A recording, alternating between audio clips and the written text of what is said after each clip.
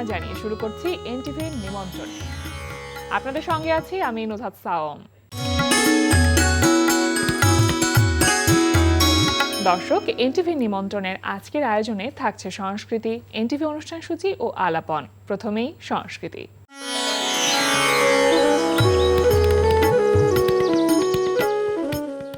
Bangla academy প্রাঙ্গণ ও সোহরাওয়ার্দী উদ্যানে অনুষ্ঠিত হচ্ছে বাঙালির প্রাণের মেলা অমর একুশে বইমেলা 2026। বইমেলা ছুটির দিন ব্যতীত প্রতিদিন দুপুর 2টা থেকে রাত 9টা এবং ছুটির দিন বেলা 11টা থেকে রাত 9টা পর্যন্ত খোলা থাকছে।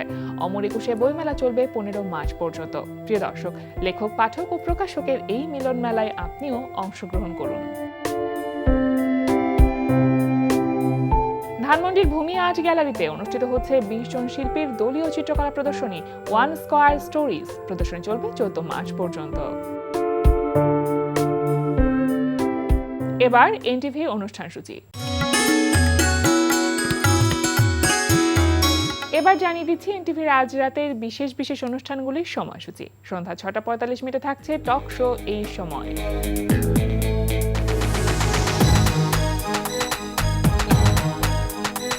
রাত 11টা 30 সরাসরি সম্প্রচার হবে সাইফুল্লাহ সাইফ ও মোহাম্মদ আনোয়ার শাহাদাত খানের প্রযোজনায় ইসলামী অনুষ্ঠান আপনার জিজ্ঞাসা। পাখালির গানে শুনে তসবি কলরব, তসবি কলরব, আল্লাহ আমার রব, এই রবি আমার সব। এই ছিল এনটিভির আজ রাতের বিশেষ বিশেষ অনুষ্ঠানগুলির সময়সূচি। এবার আলাপন। প্রিয় দর্শক, আমাদের আলাপনের আজকের অতিথি জনপ্রিয় অভিনেতা মাসুম বাশার। শুভ সকাল।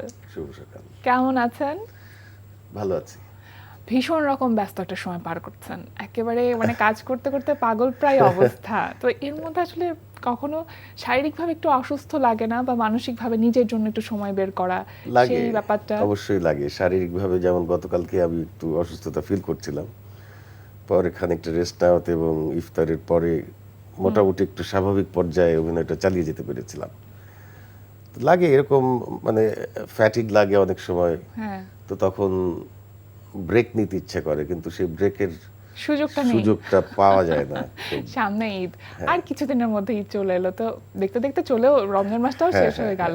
তো এবার ঈদে আসলে কোন কোন নাটকগুলো আমরা আপনার পাচ্ছি, নাকি ম্যাক্সিমাম নাটকই আপনাকে দেখা যাবে? সেরকম ভাবে তো নাম একটাও আমি বলতে পারবো না, কারণ হচ্ছে যে আজকে একটা করছি, কালকে একটা করছি, তারপরের দিন একটা করছি, এরকম প্রায় প্রতিদিনই শুটিং থাকছে। এই রোজার আগে থেকেই আসলে ঈদের প্রজেক্টগুলো শুরু হয়েছে। তো আমি স্পেসিফিক্যালি বলতে পারবো না কতটা নাটকে আমি কাজ করেছি, এবং নাটকের নামও মনে হয় বলা সম্ভব না, অগণিত নাটক। যখন অনেকগুলো স্ক্রিপ্ট আসে, তো কোনটা করবেন কোনটা করবেন না, ম্যাক্সিমাম ক্ষেত্রে তো বাবার চরিত্র বা শ্বশুরের চরিত্র, এই ধরনের চরিত্রগুলো বেশি পান। কোনটা করব কি কোনটা করব না, এই ব্যাপারটা আসলে কিভাবে ডিসাইড করেন আপনি? প্রথমত অনেকেই ডাবল মিনিং এর স্ক্রিপ্ট নিয়ে আসে, সেগুলো আমি ওই 2-1 লাইন পড়লে আমি বুঝে যাই, সেটাকে আমি রিফিউজ করে দিই। আমি ডাবল মিনিং এর কোনো কাজ করতে চাই না। আচ্ছা। এবং যেটা নৈতিকতা বিবর্জিত বলে মনে হয় আমার, সেইগুলো আমি করতে চাই না। যেগুলোর ভিতরে কোনো সামাজিক মেসেজ আছে, আমাদের রুচিকে আরো উন্নত করার কোনো মেসেজ আছে, সেগুলো আমার কাছে প্রাধান্য বেশি। সোশ্যাল মেসেজ, হ্যাঁ, সেগুলো প্রাধান্যটা আমি বেশি দেই। বেসিক্যালি হয় কি, অনেক সময় তো স্ক্রিপ্ট আসে না, গল্পটা জেনে নেই। হ্যাঁ, গল্পটা জেনে নিয়ে কাস্ট কে কে আছে, কো আর্টিস্ট কারা কারা আছে, এগুলো জেনে নিয়ে দেন উই ডিসাইড যে এটা করছে কি করছে না। আচ্ছা, এই যে একই রকম চরিত্র, বাবার চরিত্র, এটাকে ভিন্ন ভিন্ন রকম ভাবে ফুটিয়ে তোলা বেশ ডিফিকাল্ট আমার কাছে মনে হয়। কখনো এমন হচ্ছে যে একই চরিত্র করতে করতে আসলে একঘেয়ে ব্যাপারটা কাজ করেছে? না, একঘেয়ে তো হয়ই, কিন্তু বিষয়টা হয় কি, অ্যাক্টিং ভ্যারিয়েশনটা দিতে পারলে সেটা আর একঘেয়ে হয় না। এটা চ্যালেঞ্জ হয়ে যায় না? এটা চ্যালেঞ্জ হয়ে যায়। সব বাবার চরিত্র তো একই রকম না, প্রত্যেকেরই কিন্তু ভিন্ন ভিন্ন চারিত্রিক বৈশিষ্ট্য নিয়ে আছে। তো সেইগুলোকে মাথায় রেখে একটু ভ্যারিয়েশন দেওয়ার চেষ্টা করি এই। মানে এক একটা ক্যারেক্টার এক এক ডাইমেনশন থেকে Exactly, দেখার চেষ্টা। exactly. আপনার যিনি সহধর্মিণী প্রিয় অভিনেত্রী মিলি বাসার, তো দুইজন একসাথে জুটি বেঁধে কাজ করা কেমন লাগে আসলে? কতখানি এনজয় করেন, নাকি কাজটা সহজ হয়ে যায়? খুবই সহজ হয়ে যায়, খুবই সহজ হয়ে যায় এই জন্যই যে মানে কো-আর্টিস্টের সঙ্গে যে কেমিস্ট্রিটা ডেভেলপ করতে হয় হ্যাঁ। সেটা আর আমাদের ডেভেলপ করতে হয় না, আগে থেকে তৈরি থাকে। Already done. হ্যাঁ, কিন্তু কখনো এমন হচ্ছে যে বাসায় হচ্ছে আপুর সাথে ঝগড়া, কিন্তু স্ক্রিনে গিয়ে তার সাথে প্লে করতে হবে, তখন তো অ্যাক্টিংটা করতে হয়। বাসায় তার সাথে ঝগড়াটা হয় না, হয় না একেবারে? না করতে পারি না তো। সে এত এত ঠান্ডা একটা মানুষ, যখন দেখে যে ঝগড়ার সিচুয়েশন তৈরি হচ্ছে হ্যাঁ। সে ওখান থেকে চলে যাবে, অন্য কাজে ব্যস্ত হয়ে যায়। সে ঝগড়াঝাটি ঝগড়াটাও পছন্দ ঠিক করে না। মতন হয় না। আপনার মেয়ে, দুই মেয়ে আপনার, তার মধ্যে নাজিবা বাসার আপনার মেয়ে, যে তিনিও অভিনয় করেন আসলে, তো কেমন লাগে তার কাজ দেখতে? ভালো লাগে, ভালো লাগে, খুবই ভালো লাগে। মানে নিজের তার কি আত্মজের কাজ। সমালোচক কি আপনি? হ্যাঁ, অ্যাপ্রিসিয়েশনাল সমালোচনা যেটাকে বলে সেরকম করি আর কি। একসাথে মানে ফ্যামিলিগতভাবে আসলে সময় একসাথে কাটানোটা বেশ ডিফিকাল্ট, কারণ খুব সবাই যে difficult, যার মতন খুব ব্যস্ত থাকেন। ঈদের সময়টা কি একসাথে থাকা হয়, কাটানোর সুযোগ হয়? হ্যাঁ, ঈদের সময়টা একসাথে কাটানোর সময় হয় 2-3 দিন। মানে ওর তো বেশি দিন ছুটি থাকে না, পত্রিকা অফিসে যেহেতু কাজ করে 3 দিনে বেশি ছুটি থাকে না ওর। ওই 3 দিন একসঙ্গে থাকি আর কি। নিজেদের জন্য একটা কোয়ালিটি টাইম পার করা হ্যাঁ, হয়। হ্যাঁ। একটু যদি শুরুর দিকে চলে যেতে চাই, যে দেশের বাইরে একটা লম্বা সময় ছিলেন এবং তারপরে চলে আসলেন, তারপর মঞ্চ নাটকের সাথে দীর্ঘদিন যুক্ত ছিলেন আপনি ঢাকা থিয়েটারের সাথে। এখন আসলে ওই সময়গুলো কি আসলে মিস করেন কিনা, মঞ্চের সাথে সম্পৃক্ততার খুব সময়গুলো? খুব মিস করি। আমি 2012-তে ফাইনালি দেশে ফেরার পরে মঞ্চে আমি উঠেছিলাম আফটার 36 ইয়ার্স। অনেকটা সময়। আওয়ার কান্ট্রি ইজ গুড নামে একটা নাটক আমরা ঢাকা থিয়েটার থেকে মঞ্চস্থ করেছিলাম। ওটাতে আমি মিলে দুজনে অভিনয় করেছি। আহ, একজন মানুষের একটা সময় এসে মানে বিশেষ করে যে ছোটবেলার সময় যে অনেকে অনেক রকম জিজ্ঞেস করে যে বড় হয়ে তুমি কি হতে চাও, সেই সময়টাতে আসলে কি মনে হতো যে আসলে কি হতে চাচ্ছিলেন? না, সেই সময়টা তেমন কিছু মনে হয়নি। কিছু মনে হয় না, আমরা এইম ইন লাইফ বলে আমার কিছু ছিল না। Seriously? Let's work together with time. আচ্ছা, সময়ের সাথে হেঁটে যাওয়া। তাহলে এই যে অভিনয়ের দিকে ঝুঁকে যাওয়া, এই অভিনয়ের দিকে ব্যাপারটা- ঝুঁকে যাওয়াটা এটা মূলত ঢাকা থিয়েটারে জয়েন করার পরে আমার ভেতরে ডেভেলপ করেছে, আচ্ছা, এর আগে ছিল না। যেন আমাকে যখন ঢাকা থিয়েটারে আসাদ নিয়ে যায়, রাইসুল ইসলাম আসাদ, আমি ওকে বারবার বলেছিলাম যে দেখ, ইটস নট মাই ব্রাইড, আমি এখানে টিকতে পারবো না। ও আমাকে জোর করেছে, না না পারবি, আয়। তো ওই গেলাম, যেতে যেতে যেতে যেতে আস্তে আস্তে দেখলাম যে that is my bread and butter. Dhaka থিয়েটারে কতগুলো প্রযোজনার সাথে সে সময় যুক্ত ছিলেন আপনি যখন কাজ করছিলেন? মুনতাসির ফ্যান্টাসি দিয়ে শুরু করলাম আমি, তারপরে শকুন্তলা, তারপরে কীর্তনখোলা। এর মাঝখানে পুরনো নাটক যেগুলো ছিল সেগুলাতে করেছি। চরকাকড়ার ডকুমেন্টারি, যেটা রাস্তায় হতো, স্ট্রিট ড্রামা, সেটাতে করেছি। তারপরে জন্ডিসু, বিবিধ বেলুন, সংবাদ, কার্টুন, এগুলোতেও কাজ করেছি। এগুলো পুরনো নাটক, আমি জয়েন করার আগের নাটক আর কি। তারপর টেলিভিশন চ্যানেলে যে নাটকগুলো প্রচারিত হয়, সেই নাটকের যে অফার, সেটা কিভাবে আসলো আপনার কাছে? আমি তো অ্যারাউন্ড 74 or 75 থেকে বিটিভির এনলিস্টেড আর্টিস্ট। তো তখন কাজ করেছি বিটিভিতে। এরপরে দেশের বাইরে চলে যাওয়া, দেশের বাইরে চলে যাওয়ার পরে আর তেমন টেলিভিশনের সাথে তেমন কাজ সম্পর্ক হয়নি, ছিল না।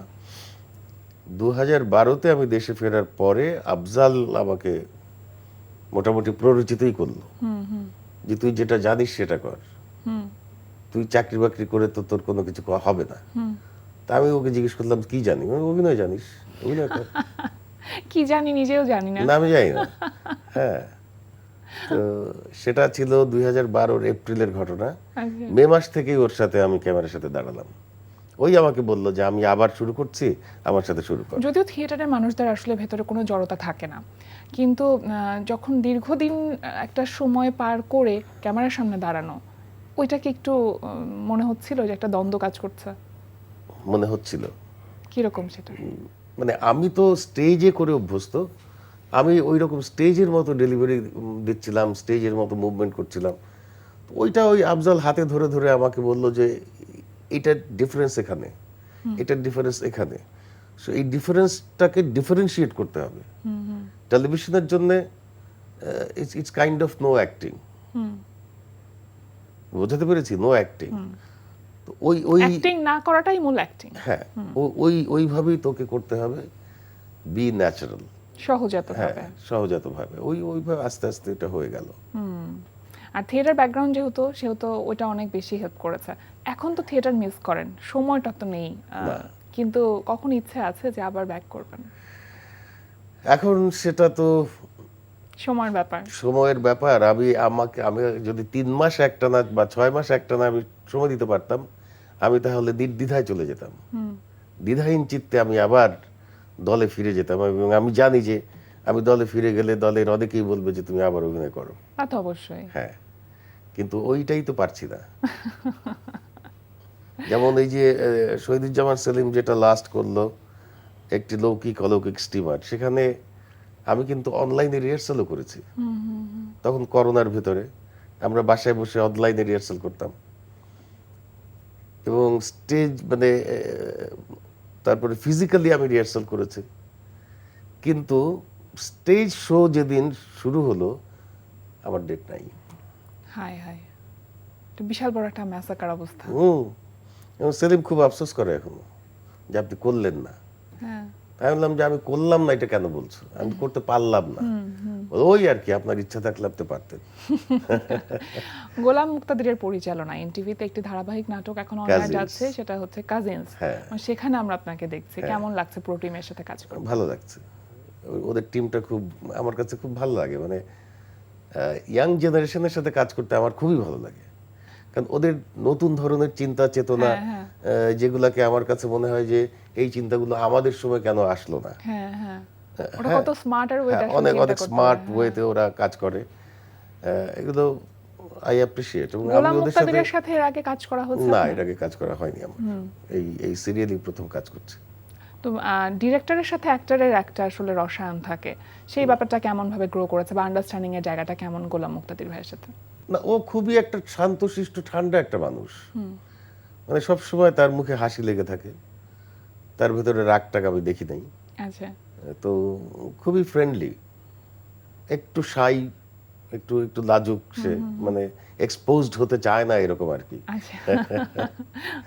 অন্তরালে থাকতে চাও? অন্তরালে থাকতে চায়, যে কারণে হয়তো ক্যামেরার পেছনে কাজ করে। এই যে বিভিন্ন রকম বাবার চরিত্রে কাজ করতে হয়, তার মধ্যে কার বাবা হতে সবচেয়ে বেশি ভালো লেগেছে এখন পর্যন্ত? সবার বাবা হতেই ভালো লাগে। সবার বাবা হয়েছেন সবার, ইতিমধ্যে সবার, আপনি, হ্যাঁ। মানে এটা মানে ডিপ্লোম্যাটিক। স্পেসিফিক্যালি তো কারো কথা বলা যায় না। হ্যাঁ, এখন আমি যদি এর কথা বলি বি রাগ করবে, বির কথা বললে সি রাগ করবে, আমি তো কাউকে রাগাতে চাই না। আপনি, মিলি আপু আর নাজিবা তিনজন একসাথে কোনো নাটকে কাজ করা হয়েছে? একটা ফিল্মে কাজ করেছিলাম মোস্তফা কামাল রাজের, যদি একদিন। ওটাতে আমরা তিনজন একসাথে কাজ করেছিলাম। আর একটা সিনেমায় কাজ করেছিলাম, সেটা হচ্ছে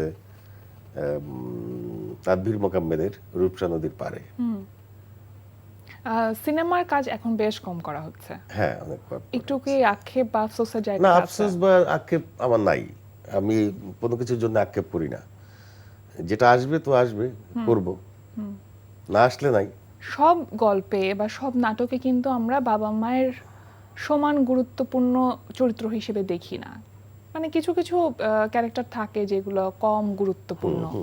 তো সেই জায়গা থেকে আসলে চ্যালেঞ্জটা কোথায় থাকে আপনার জায়গা থেকে? এটা নিজের কাছে গড়ে নেওয়া, গুরুত্বটা তৈরি করা, গড়ে নেওয়া নিজেকে, মানে কিভাবে আমি উপস্থাপন করব তার তো একটা বিহাইন্ড দ্য স্টোরি থাকে, থাকা উচিত। তো সেটা হচ্ছে যে হাউ ইউ ক্যারেক্টারাইজ ইয়োরসেলফ। আমি এই চরিত্র করার জন্য আমি কিভাবে প্রিপারেশনটা নিলাম, যদি আমাদের সময় থাকে না প্রিপারেশনের। আজকে আমি একটা চরিত্র করছি, আগামীকাল সকালবেলা গিয়ে আরেকটা চরিত্র আমি ঢুকে পড়ছি। তো এটার জন্য আমি যেটা করি সেটা হচ্ছে যে গল্পটার সিনপসিসটা আমি দেখি। সিনপসিসটা দেখে ওই বাবার চরিত্র বা আমার যে চরিত্র দেয়া হয়েছে সেটা নিয়ে আমি খানিকটা স্টাডি করার চেষ্টা করি আর কি, খুবই অল্প সময়ের জন্য। কিন্তু ভাই কখন আমি মেলানোর চেষ্টা করি আমার দেখা কোনো চরিত্রের সঙ্গে। মানে আমি সিনেমায় দেখেছি বা থিয়েটারে দেখেছি বা বাস্তবে দেখেছি এরকম কোনো চরিত্রের সঙ্গে মেলানোর চেষ্টা করি, তাকে ফলো করার চেষ্টা করি। একটা গোমর ফাঁস করে দিলাম। জানতে পারলাম, সেটা ভালো লাগছে। তো ওইটাকেই পোর্ট্রে করার চেষ্টা করি, এটার ভেতরে এদিক ওদিক কিছু মিশেল দিয়ে আর কি। আচ্ছা, এদিকে রিহার্সাল করা হয় একটু কাজের আগে?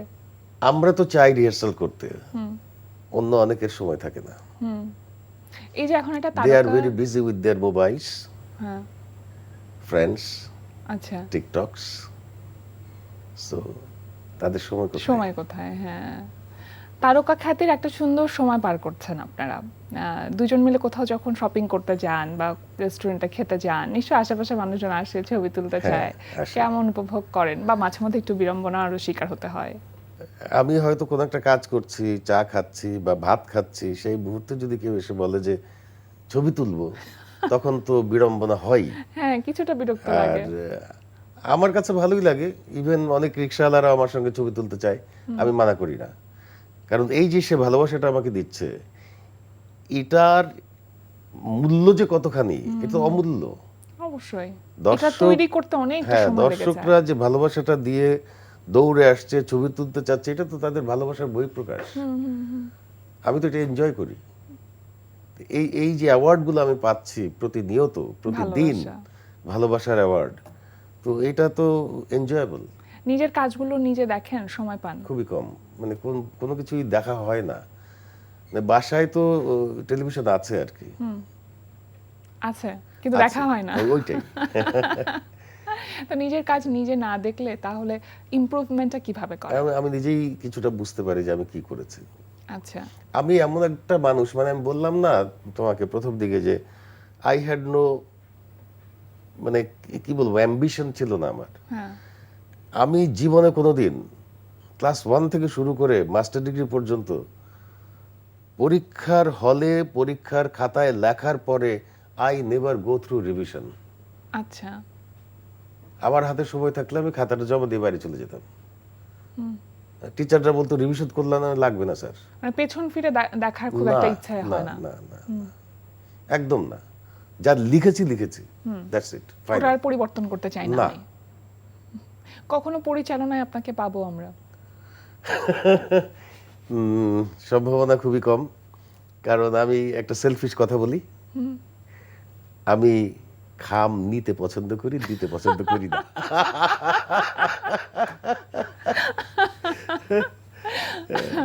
এভাবে খাম নিতে থাকুন, কোনো সমস্যা নেই। না, তবে এটা আমরা যদি খুশি আপনাকে দেখে। খাম দেওয়ার বিষয়টা যদি প্রযোজকরা নেয়, মানে ডিরেক্টরকে যদি কন্ট্রাক্টর না বানায়, ডিরেক্টরকে যদি ডিরেক্টর হতে দিতে চায়, তাহলে হয়তো একদিন আমি ডিরেকশনে যেতেও পারি। বাহ, এখানে একটা শর্ত প্রযোজ্যতা বিষয় আছে। হ্যাঁ, হ্যাঁ, হ্যাঁ।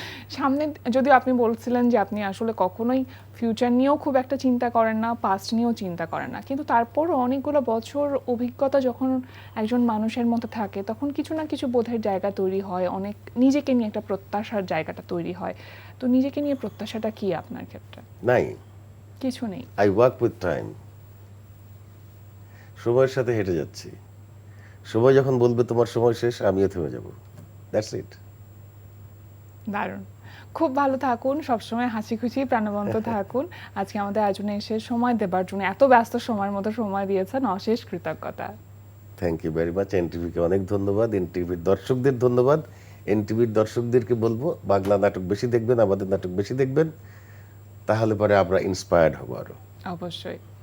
প্রিয় দর্শক, আমরা চলে এসেছি অনুষ্ঠানের শেষ প্রান্তে। অনুষ্ঠান সম্পর্কে আপনার মতামত জানাতে মেইল করুন ntvnimontrone@ntvbd.com। বিশ্বের যে কোনো প্রান্ত থেকে যে কোনো সময় এনটিভি নিমন্ত্রণে দেখতে ভিজিট করুন আমাদের পূর্ণাঙ্গ ওয়েব পোর্টাল www.ntvbd.com। এছাড়া এনটিভি সব জনপ্রিয় অনুষ্ঠান ও খবরের আপডেট পেতে ভিজিট করুন আমাদের ইউটিউব চ্যানেল ও ভেরিফাইড ফেসবুক পেজে। সবার মঙ্গল কামনায় আজকের মতো এখানে শেষ করছি। সবাই ভালো থাকুন, সুস্থ থাকুন, সুন্দর হোক আপনার প্রতিটি মুহূর্ত।